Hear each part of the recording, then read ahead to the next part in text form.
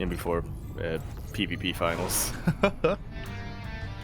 But regardless, we are going to be kicking things off in our first best of 3 semifinals here on Cosmic Sapphire. Over here in the top left-hand corner map, starting all the way in the top left-hand corner, we have our yellow Zerg player coming out from the land of Ukraine. He is, of course, going to be representing Berserker Esports. We have DIMAGA. And spawning in the bottom right-hand corner of Cosmic Sapphire, we have our Polish Protoss player himself. He is pink, representing Team Blazer. It is Krystianer.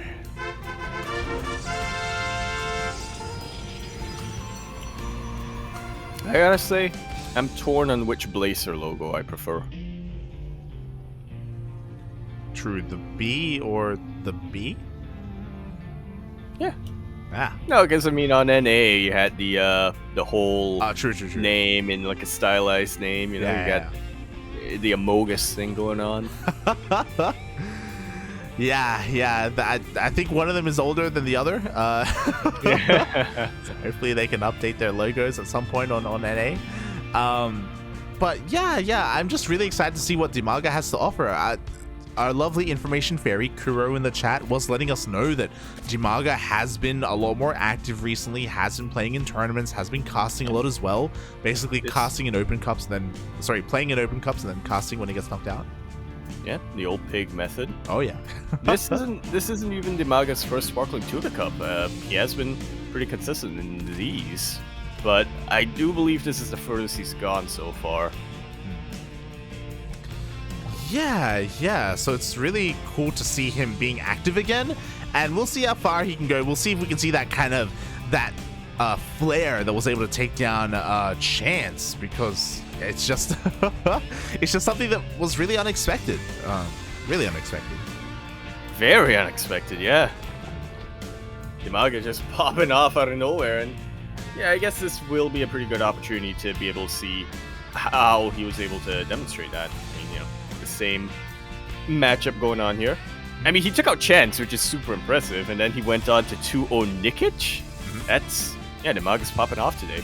Oh yeah, his ZvP is looking on fire, and we'll see if he can keep on going in that matchup. So far, we have a Stargate opener coming out from Krystianer, should be Oracle opener, and yeah, we'll see how standard or what kind of style he goes for. He's already shown like a really wide breadth of play against Miyamika, but maybe he was forced to play kind of offbeat and off balance because it was Miyamika he was playing against. Yeah, that's definitely something that would make sense here. Yeah, something. For Krystianer. Yeah, like something we haven't seen yet from him is that hero style. Are we finally going to see it?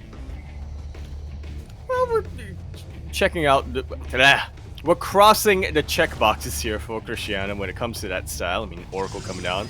See if Twilight Council is going to be what he follows this up with, especially since he gets that third base. But here's the thing, like, DIMAGA may not be as wild as Miyamika, but you gotta remember, the Ukrainian Zerg players, I mean, if they produce Bly, yeah. That's all I'm gonna say. Yeah, what? Bly is all you need to say, mate. Yeah.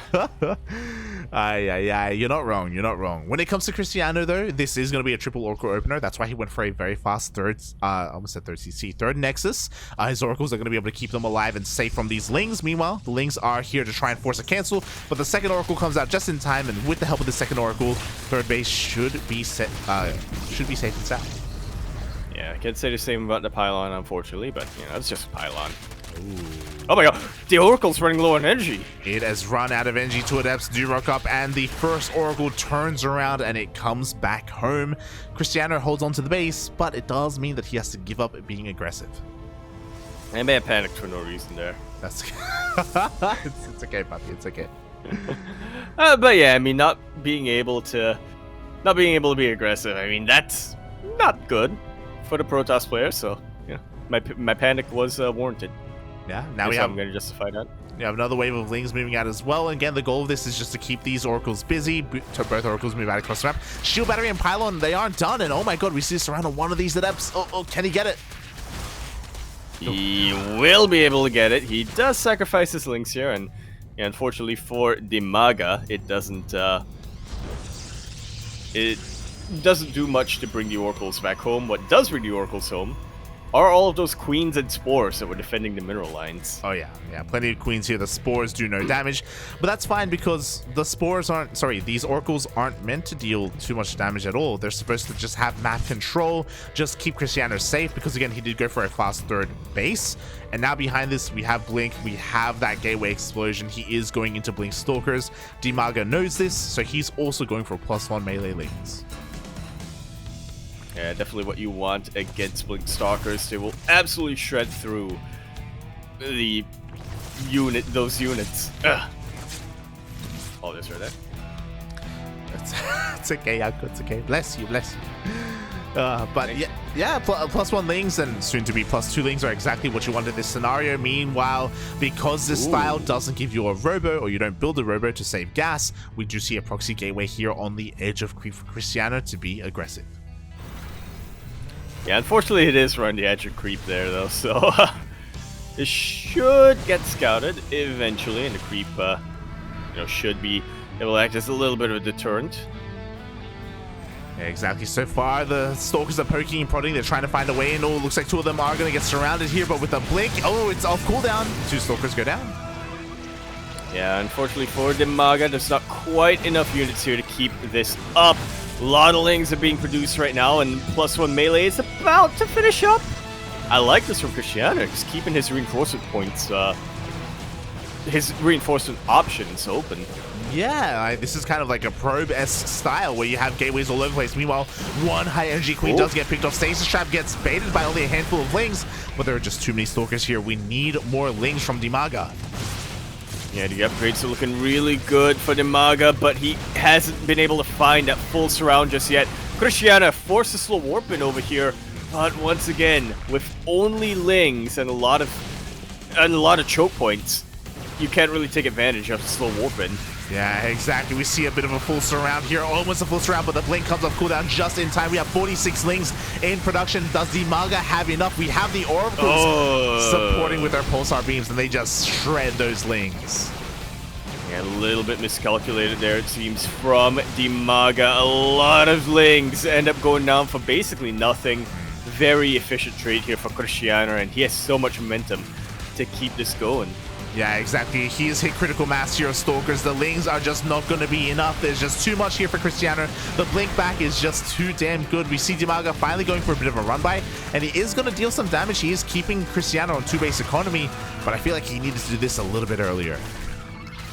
Yeah, he had a choice to make, and he didn't make it quick enough, unfortunately. I'm a little bit surprised that DIMAGA has been able to keep up his production so well, despite the amount of pressure he was on 4 bases, but I mean, he's being very greedy when it comes to his tech. He's trying to go for the hive, and I don't think it's even going to see the light of day. He has to deal with the problem right in front of him.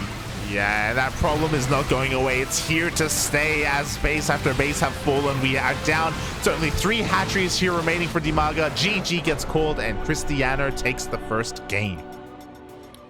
Very solidly done here by Krystianer. DIMAGA, I have to wonder if that's what he did against Chance, where he just went pure Ling straight into Hive. Maybe it worked out for him there, but it's not going to work out against a player as active as Krystianer. Yeah. Or as active on the map. Like, I love going Ling heavy like this, but I do think that you have to counterattack and keep the economy low and in check of the Protoss player a little bit faster. You could also argue that maybe DIMAGA maybe he should have just given up on his 4th base a little bit faster. I think it was actually a 5th base, to be honest. Yeah, it was the 5th base. Yeah, and just prioritize banking up that large Ling count to actually be able to get the full surround that he was looking for, because that Ling count never got to the point that he needed it to be at.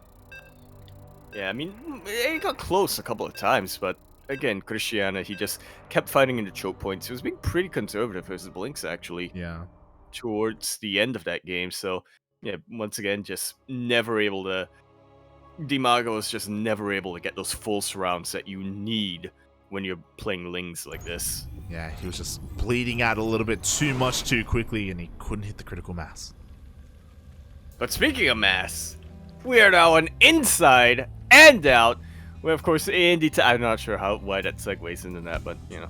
In the top right-hand corner map, starting all the way in the top right-hand corner, we of course have our yellow Zerg player coming out from the land of Ukraine, representing Berserker Esports. He is, I think, the oldest player in all of Sparkling Tuna Cup. Maybe the oldest champion. We'll see. We'll see. He is DIMAGA. And spawning in the bottom left-hand corner of Inside and Out, we have the Polish Protoss player himself, the Pink Protoss representing Team Blazer. It is Krystianer.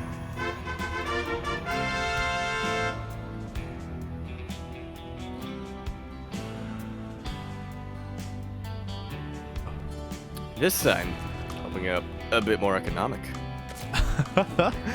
Yeah, you know, again, we had a pretty, I would say, current meta standard game, last game of Link Stalker hero style against a flood of Lings. And we saw that Krystianer, you know, when he can go into it, he can do it quite well. We saw him go into Archons, we saw him go Glaive at Eps against Miyawaka, but against DIMAGA, something a little bit more of what we're used to.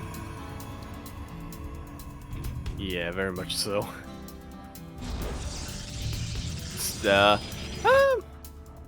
Yeah, he definitely had his own little quirks on it.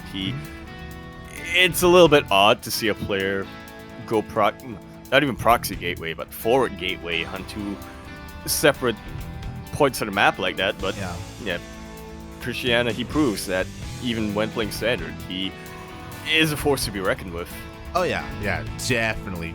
And DIMAGA's gonna have to kind of really bring out his A game here if he wants to take down Krystianer. I think another thing that may have worked in DIMAGA's favor in his previous series, if you remember this, Chance doesn't really play that hero style. He does anything but that. And maybe DIMAGA's more comfortable playing against, you know, Archon drop openers, ZT openers, Glaive Adepts, things of that nature. Because I'm sure that's exactly what Chance was doing. Yeah. But again, if you'd like some confirmation on that, exclamation mark Patreon in the chat. We'll give you the opportunity to get these replay packs for only $5. Not even $5. $4.99. Aye.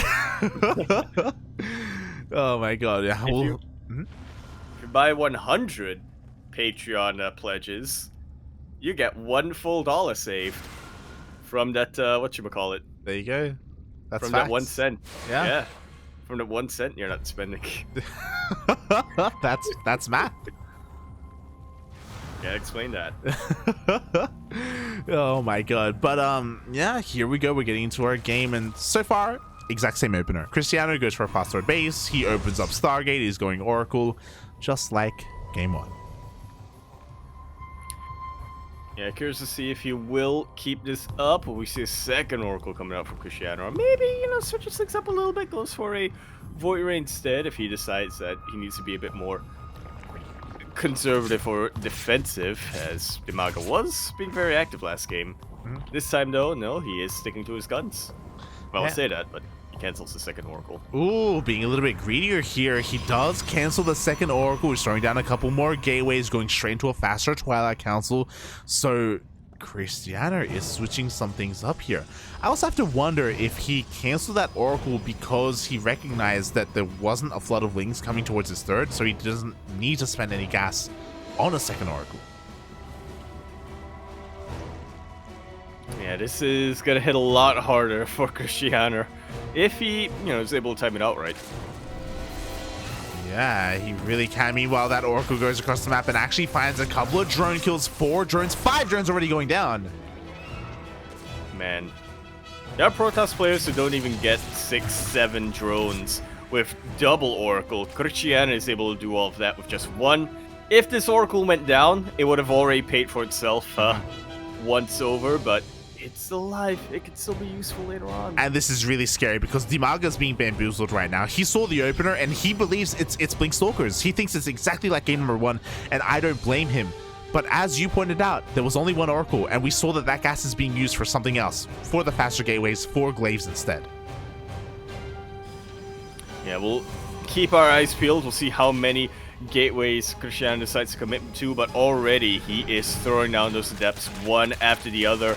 Only using 4 gates, but still, sometimes that's all you need to really mess up the Zerg economy. Yeah, here we go. 8+ adepts are coming across the map right now, and there are only Lings to defend. Looking at the structures tab, we do have a Roach Warren, so Roaches, there we go, they're being made immediately, but they only just started. There's still a lot of potential here for Krystianer to deal damage. Unfortunately, I think DIMAGA was expecting Blink Stalkers once again. He committed to +1 melee, and once those adepts made it through, he saw the writing on the wall. GG, Krystianer is going to be our first finalist of the evening.